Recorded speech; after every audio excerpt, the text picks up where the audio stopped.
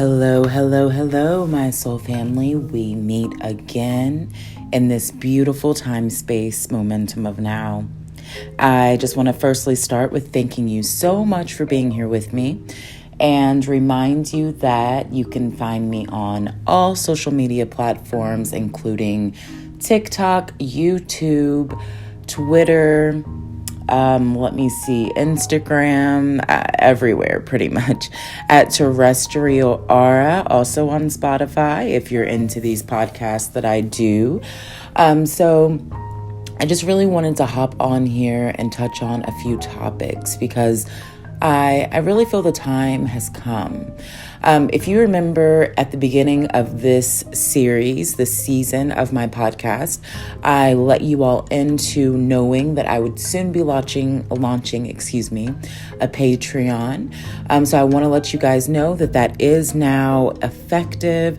That is now something that is out there for the world to take part in. It's very ground level right now. But if you would like to sign up for my Patreon, definitely check me out at Terrestrial Aura. I'll also link it on the YouTube video of this recording. So if you're watching this on YouTube, it'll be linked below. And if not, you can find me at Terrestrial Aura on Patreon. My membership actually starts as low as $1 a month because it's more about quality than quantity. And I know that maybe makes no sense, but I want to be able to give quality to a quantity of people. Therefore, I found that it would be more beneficial for me to make it more affordable for those who actually want the help that will utilize it. So in my beautiful Patreon space, I am sharing a lot on tarology. This is a system that I have created to be able to intensify the energy of ourselves to become a frequency match with the universe and the internal and outer workings. It's ultimately to become the glass. If you follow me there, you'll know what I'm referring to. I am putting content out there pretty much on a daily basis. It's straight tutorial information, interactive, and I utilize Grab-A-Voe codes, chakras, planetary fingers, frequencies, etc. So yeah, definitely check me out over there because I don't think you'll regret it. And it's only going to get better over time, just like fine wine. But anyways, guys. All right. So enough about tarology for now. We can touch on those matters in the Patreon space. But yeah, so I wanted to come on here because there is a topic that has been yearning in the core of my depths. And what that topic is unconditional love. And do we think and do we feel that unconditional love can even exist in this time, space, momentum we are in? So many people speak of unconditional love. They speak of unconditional love as if it is the ultimate highest truth of love and all that is. But the question is, does anyone actually know how to love unconditionally? Does anyone actually really fully give that? Or do we think and do we perceive ourselves as givers and receivers of unconditional love, even with the limitations that we place upon love? What does unconditional love look like to you? I challenge you to ask yourself that. Does unconditional love to you have any caps? Does there hold some type of resonance of what must be done to show said love? Or is this love so unconditional that it just loves purely without expectations? And it loves so purely that there's no hesitation of question or wonder of what someone else's feelings are or motive is or behavior signifies or anything of that nature. Is unconditional love feasible? Is it attainable? Or is unconditional love a perception of a thought that we feel that we can have, but ultimately we can't? My opinion on this matter has changed over time. I used to tell myself that I was a person of unconditional love. I used to tell myself that I was a person who could reach out and love someone so unconditionally and have no expectations of said love back. And I realized every time I did that, I kept finding myself hurt. I kept finding myself questioning the motives behind other people because I felt as if there was something wrong with me. That's not unconditional love. Unconditional love doesn't hold an expectation of any love in return and is unexpecting of anything in return in love, truly a happy balance or medium? Should we be seeking unconditional love? Or is unconditional love a bit toxic? To put all of your love into something and expect nothing in return, does that deplete you or does that fill you?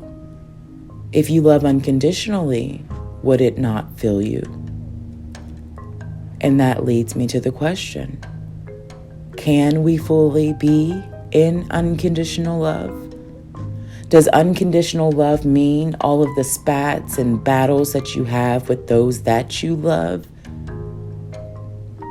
can't exist because all you would be able to do is see that they are love and they are the fullest potential of themselves and they are doing the best that they can? Therefore, any expectations that would make us infuriated by others' actions or behavior would simply be a reflection of the lack of unconditional love that we hold for ourselves and them.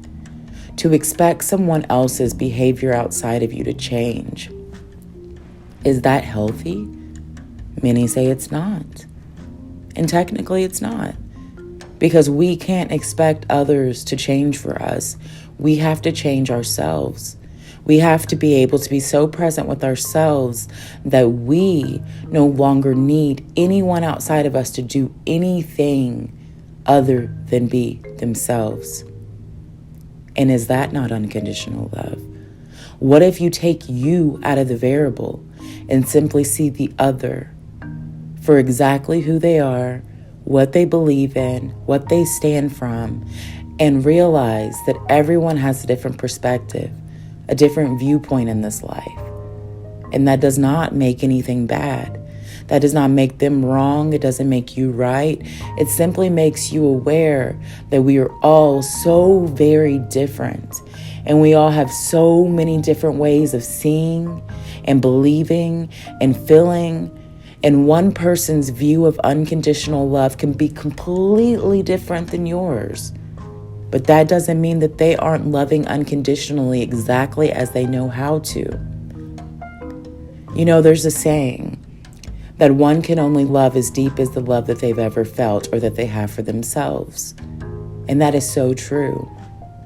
If someone has lived a life and they've never fully felt love, touched love, breathed love, loved love, how would you ever expect that person to give a love that matches the love that you have, that you feel is so deep, that swims in the ocean of the unknown?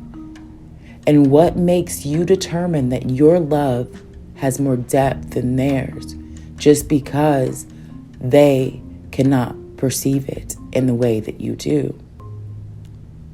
And this leads me to my conclusion of my answer and also leads me to the question to yours.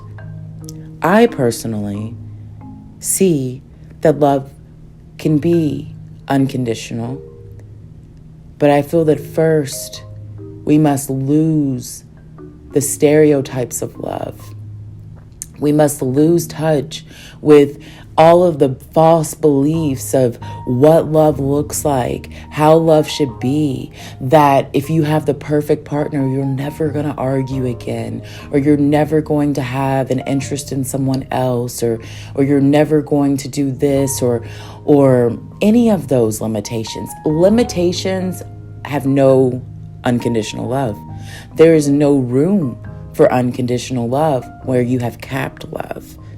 And you hear so many people preaching on the thought of love and what it means and the expectations of love. But the thing is, love has no limitations. Love has no expectations. Love simply loves. It loves the dark. It loves the light. It loves the arguments. It loves the fights. It loves the peace. It loves the serenity. It loves everything because love is an energy. So tell me, what do you think? Do you believe in unconditional love? Are you a giver or a receiver of unconditional love? I love to hear your thoughts. I thank you all so much for joining me in this space. I truly hope that this space will open a portal for you to analyze what unconditional love looks like for you. I value you, I appreciate you, and I thank you for giving me this space to co-create a new definition of the mind, heart, space, and matter in which we reside. Again, I ask that you all check me out on Patreon. Go over there and subscribe to my space. And also make sure you follow me on all social media platforms if you enjoy my content. I thank you. I love you. And until we meet again, soul family, I'll talk to you soon.